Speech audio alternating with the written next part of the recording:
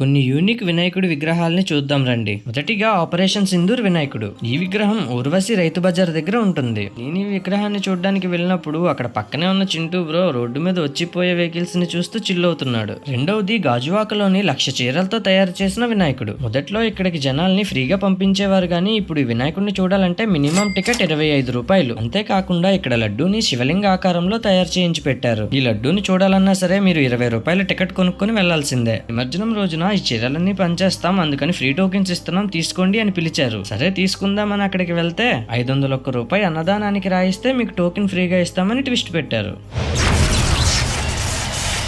మూడోది కోటి లింగాలతో తయారు చేసిన వినాయకుడు. వినాయకుడు అయితే చాలా అద్భుతంగా ఉంటాడు గానీ ఇంత దగ్గరగా మీరు చూడాలనుకుంటే మీరు కూడా టికెట్ తీసుకుని లోపలికి వెళ్లాల్సిందే. ఒకవేళ ఫ్రీ దర్శనం లైన్ లోంచి వినాయకుడిని చూద్దాం అనుకుంటే మీకు వినాయకుడు ఇలా కనబడతాడు. కనీసం పందిర్లోనికి కూడా రానివ్వకుండా పందిరి బయట నుంచే ఇలా చిన్న కిటికీ లాంటిది పెట్టి బయట నుంచి చూసుకుని వెళ్ళిపోమంటున్నారు.